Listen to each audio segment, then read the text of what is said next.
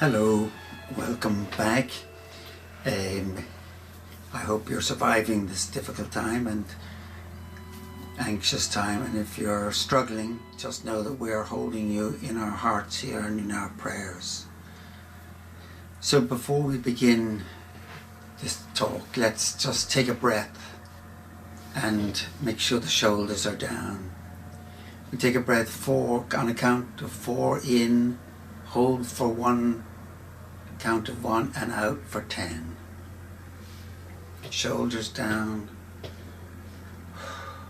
and breathing in through the nose and out through the nose.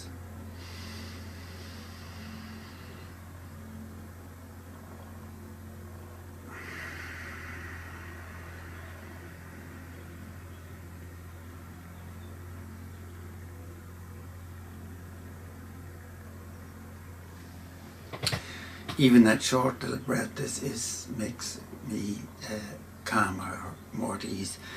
Just to say that the reason for these podcasts during this crisis is really, my main interest is what promotes life and what inhibits it. That's always been my passion. And in that sense, I think there are 3 topics that interest me, fire me up. One is nature, which I think we all agree is something that enhances our lives. We're hardwired to it. Secondly is psychology, which I think has a lot to tell us nowadays about what is enhancing of life and what is inhibiting or makes us not feel well. And thirdly is spirituality, being in touch with one's spirit, the transcendent, with God, with Source, with the divine. So those are the 3 areas that I'll be concentrating while we're on this lockdown. I have to say this one is on nature, but I have a bias towards plants. I think plants have a lot to teach us, and we tend to not know as much about them as animals. But the nobility of trees, their stability, the fact they remain at one place up to hundreds of years, extraordinary. That always inspires me. The fact they pump water up 200 feet up a tree or more, and there's no pump. I don't see any pump. And thirdly, their sex lives. They've got to be, because they can't move, they've got to be far more creative about how they get their gametes together. So they're very. They've got many adaptations to ensure that happens. That it happens. Anyway, today I want to talk a bit about holly. Holly is something which we're all familiar, and perhaps over-familiar, as I've said before. The familiar, precisely because it is familiar, is not known. We see it at Christmas. Obviously, it's the primary Christmas decoration. And by the way, it's getting a bit scarce because a lot of it's cut down at Christmas, and it's the one with the berries that are cut down, and they're the ones with the seeds and the flowers. Now, before we get into the plant, holly is well known in folklore. It was the Druids always believed it had a power to ward off evil spirits, and they used to wear it around their heads as a sort of protect them from evil spirits. And even in Christian times, it was the berries and the leaves had seemed to have that link with eternity and with the power to ward off evil spirits, and people used to put it on their doors and in their windows, especially in the dark of winter, to keep the evil spirits away. And also, obviously in Christian symbolism, the berries were seen as the blood of Christ, and the thorny, spiky leaves as the crown of thorns. They were also seen to have a protection against lightning, which is surprising maybe, but it's now been shown that the spines are acting as mini lightning conductors, and that explains why many people had them near their houses. There was a sense behind it. So in folklore you find the holly.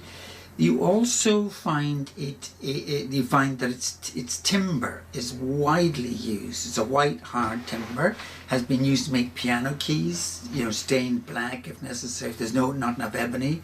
Harry Potter's wand was made of yew, and funeral on coffins. The hands were sometimes made of holly.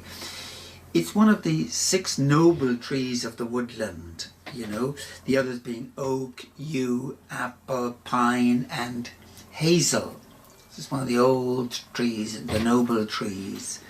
So we want to regard it with one needs to get due regard. It lives in the understory, as I say, of a woodland, and it's evergreen, so it can work all the year round. But there's 2 things I want to focus on particularly. That is the leaves of the holly and the flowers. Now the leaves you'll be familiar with. They are, I have some here. And they are very spiky, as you know. They're spines, you know, they're prickly. You'd be great hedging if you want to keep people out, because you can shape holly and cut it. And it's also a great habitat. Birds eat the berries and blackbirds like to nest in it. But the leaves are very tough and rubbery. And they're dark green on the top side and they're light green underneath. There's a good reason for that, because they prevents water loss. The top shiny waxy cover, and on the bottom you don't have that, because you've got to take in their gases, their carbon dioxide underneath. All these trees and plants are giving out oxygen that we need. So dark on the top, light on the bottom, and then, as I say, these spines. Now the interesting thing is that as you go up the tree and get closer to the top, you find that the spines have disappeared. This is on the top of a holly tree. The spines have disappeared. In other words, the tree has decided the spines are there to protect it from cattle or deer eating it. So once it gets up 7 or 8 feet tall, it says, well, we don't need spines anymore, so we won't produce them. So I always find that really interesting, because we regard plants as sort of dead and, well, not dead, but not intelligent. Yet they make this decision. How do they make this decision? Halfway up say, well, look, we're high enough now. We don't need to produce spines. Don't put energy into producing spines. It's a waste of time. So that's the first thing I'd ask you to, if you haven't noticed before in your holly trees, that transition and what that tells us about plants and their sort of intelligence. I have a card here, which it's more of transition. You can see the spiny ones here and the going all the way up to the non-spiny. It transitions, but as I say, it's a remarkable feature. The second thing are the flowers. Most flowers you see in the garden, they have got both sexes in the flower. They're monoecious, okay? They're dioecious, 2 in 1 flower. The male and the female organs. Look at any flower and you'll find male and female organs. Now the holly is different. It has a male tree and a female tree, and the big advantage of this is that you don't have inbreeding, that the trees don't have sex with themselves, which would provide no genetic mixing, and it's not appropriate anyway. So you've got male trees and they're in flower right now, and you'll know a male flower because it's got 4 little legs. I'm just holding it up there, you may be able to see 4 little legs on each flower. Here are the flowers on the actual flowers on a piece of holly. I don't know if you can see the 4 legs here. This is a male. They are the male organs producing pollen. Okay. The female flowers, which I haven't got an example, it's very hard to see. It's just like a little dome inside the flower, a little dome. Now you want to have both if you're to get the berries, but the female holly tree is the only one that will produce berries. But to produce the berries, as I say, you need a male and female. So if you are and you want berries on your holly, make sure you've a male and make sure you've a female, and it'll be the female that has the berries on it.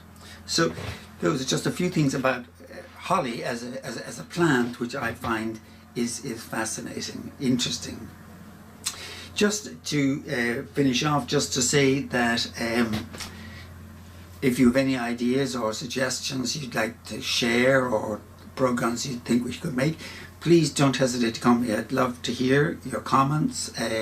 Simon@Glenstal, GLENSTAL.com, or you can text me on 087 225 3023. And until the next time, keep safe and be well. And God bless.